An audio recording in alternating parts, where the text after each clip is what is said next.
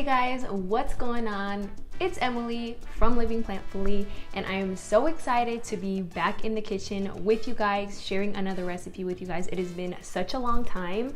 We finally somewhat got our house put together, so I am able to film these kind of videos again, and I'm super excited, like I just said. As you can tell from the title of this video, I'm going to be sharing another episode of the VeganRican with you guys.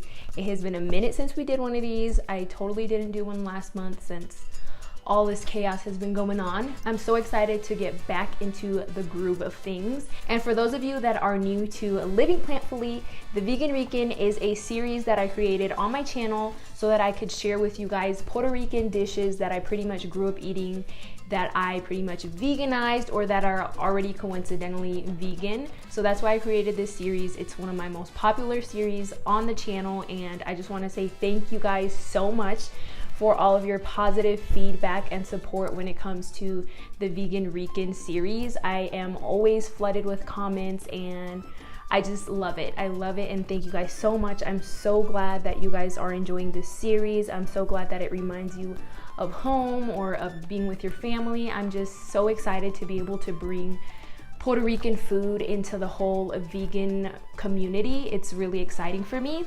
So enough with the chit chat or whatever. Today what I'm going to be sharing with you guys is something so super simple to make.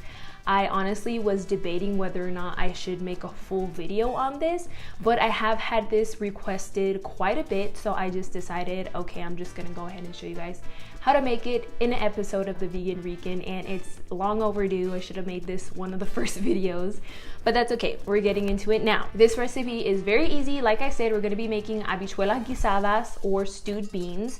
Very typical Puerto Rican dish that is served, of course, with arroz, with rice. Let's go ahead and get right into the recipe. To start this recipe off, you guys already know, I say this in pretty much every video, but I'm gonna be making this recipe the way that I grew up making it, the way that my mom used to make it. So there's totally a bunch of other ways to make this recipe. Habichuela guisada is very well known, and everyone just kind of has their own little spin on it that they like to do. So right here I have just a medium-sized saucepan. Depending on how much you're gonna make, you're gonna need a bigger or smaller one. The first thing that I'm gonna toss into my saucepan is some peeled and diced calabaza or pumpkin. So this is just some regular pumpkin, edible pumpkin obviously, that I have just peeled and diced into little pieces. Toss that in my saucepan first. Then you want to add some water into our saucepan until the calabaza pumpkin is pretty much covered. You don't want to like boil it in a bunch of water, just a little bit so that the calabaza is completely covered. So I'm just going to basically let my calabaza cook up for a little while, and then we're going to go ahead and add in some potatoes, which mine are starting to oxidize here, but that's okay. I'm going to add in the same amount of potatoes that I have peeled and diced as well into there once our calabaza has softened up just a little bit, and bring this to about a medium heat. And then once it starts simmering and stuff, then we can go ahead and add some more things into there. All right, so my calabaza is kind of like simmering away at this point, so I can go ahead and toss in my diced and peeled potato as well. Make sure that that also gets submerged in the water. And again, they have not been cooking very much longer than the potatoes are, just a little bit. So you just want to kind of like start the simmer up just with the calabaza. So now I'm going to add in some flavoring. So right here I have some of my sofrito. If you don't know how to make sofrito, I of course have a recipe video on how to make your own homemade sofrito. I will link it right here as well as in the description box down below. So go ahead and add in some of that. So I have a couple of little cubes here, and I'm pretty sure each one of those is about a teaspoon. So I'm gonna add in a good amount because this is what's gonna give it that really good flavor. So that's 1, 2, 3, 4, 5 teaspoons. And then just so that our potatoes and calabaza can get a little bit of flavor, I'm gonna add a little bit of some salt. So just like a little pinch of salt in there. Just go ahead and mix that around. And now you just wanna go ahead and let this simmer away until your potatoes and your calabaza pumpkin are nice and tender. My potatoes and calabaza are tender, not like 100% cooked, but they are tender, meaning that they're not super hard anymore. So I'm just gonna take the lid off of that. As you can see, the potatoes and the pumpkin are nice and tender. So now we're just gonna go ahead and pretty much add everything else in. So I'm gonna add in the star, which is the habichuelas, the beans, and I just have here some pinto beans. I'm using canned ones, but if you wanna make your own and kind of like soak them overnight and then boil them the next day so that way they're nice and fresh, you can totally do that. Go ahead and add in your habichuelas. Next, I'm gonna add in some flavor. So I have here some adobo Goya. Obviously, you guys know that this is very traditional in Puerto Rican cooking. So I'm gonna add in some of this. You can add as much or as little as you want of the adobo depending on how like salty or savory you like your beans to be. There goes the adobo. And then next I'm gonna add in about a little bit less than half of 1 pack of sazon. And I am using the one that's like vegan friendly, so it doesn't have like ham flavor or anything like that. It just literally is like cilantro and annatto seeds. So go ahead and add a little bit less than half the pack of that. I'm gonna mix that around just to see how it's looking. And don't worry, I know it looks a little bit dry right now, but we will be adding a little bit more liquid in a bit.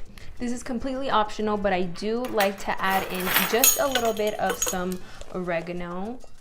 So nothing too crazy, literally just like a little pinch, gives it a great flavor. Gonna add in some black pepper as well. And then another little mix just so that all of our flavors and seasoning and herbs and spices can get nice and incorporated. And now I'm just gonna add a bit more water to my habichuelas just because I like mine to have a good amount of liquid in them. Just like that, and kind of eyeball it. There's not like a specific amount. You just kind of want it to look somewhat like this because a little bit of it will evaporate once everything starts cooking up together. So there's that. So I'm gonna go ahead and bring this up to a simmer, let this simmer away for a little bit, and then we can add in our finishing touches. All right, so it has been around 10 minutes. It is ready to go. This is what it looks like. It smells so good in here. See how the potatoes and the calabaza are nice and tender? So that's what it should be looking like at this point. So for the last finishing touches, I'm gonna add in some tomato sauce. And I am also going to add in, of course, some Spanish sliced olives, or you can use whole ones as well. It doesn't really matter. And you can add as much or as little as you want. I personally love olives, so I'm gonna add a good amount into there because I kind of like every bite to have like one little piece of olive at least. So then we're just gonna mix this into our habichuelas, into our beans. It's looking just like mommy's. So then I'm just gonna let this simmer just a tiny bit longer without the lid on it, just so that it can kind of thicken up a little bit, get all the flavors incorporated with the olives and the tomato sauce, and then we're gonna be done, I promise. Okay, y'all, our habichuelas guisadas are ready to plate up.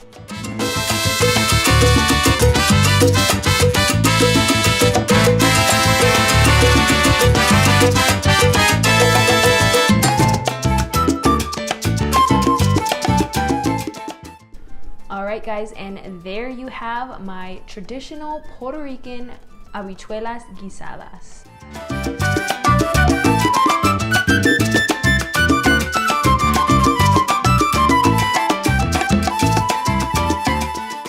This dish looks absolutely incredible. You must serve your habichuelas guisadas with some arroz blanco, some white rice on the side, and some avocado if you have some. This completes habichuelas guisadas, the rice and the avocado. So yeah, that is pretty much one of those dishes that you'll find all the time in Puerto Rico, and pretty much all Puerto Ricans make habichuelas guisadas. I'm gonna go ahead and taste this amazingness. So you just wanna get a little bit of rice, get some calabaza, some olive. Oh yeah, that's my favorite part.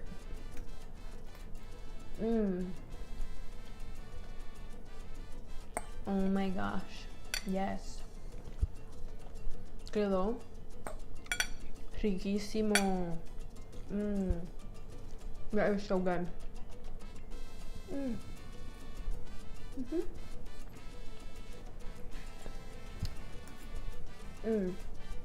The pumpkin is so tender. It just goes so good with the habichuelas, with the flavors. It's incredible. That's gonna be my dinner right there. Absolutely love habichuelas guisadas. I grew up eating them all the time, so I don't make them as often as probably most Puerto Ricans do. But MJ loves when I make habichuelas like this. My mom still makes them all the time. And they're just absolutely amazing. This is such like a hearty dish. So warm and delicious, and it's perfect for the fall time and winter time, which, by the way, can you guys freaking believe that fall starts tomorrow? Yeah, the 22nd, I believe, is the first day of fall. And tomorrow is the 22nd of September. Oh my gosh. I cannot freaking believe that. It is already fall.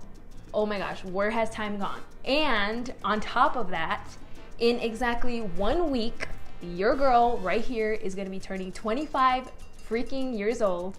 And I don't know how to feel about it, guys. Like, 25, like I feel like that's still young, but it's also kind of getting up there, and I just don't know how to feel about it.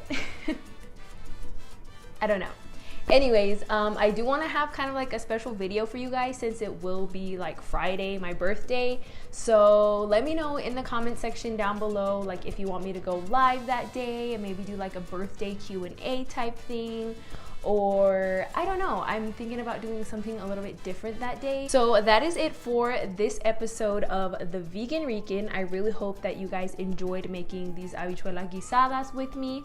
I hope that you make them at your house. And if you do make this recipe or any of my other Vegan Rican recipes or whatever, be sure that you tag me at livingplantfully or use hashtag livingplantfully, because I would really love to see you guys' recreations of my dishes. Obviously, you have to give this video a thumbs up for the return of the Vegan Rican on my channel. If you have not subscribed to Living Plantfully yet, go ahead and do so. We're almost at 3,000, which is super crazy. Hopefully we get there by my birthday. I'm pretty sure we will, because we were like super close to 3,000. So I'm pretty sure that we'll be there by my birthday. If not, help me get there by my birthday. That would be such an amazing birthday present from you guys. I love each and every single one of my subscribers, especially those of you guys that always comment on my videos and leave such sweet comments and things like that.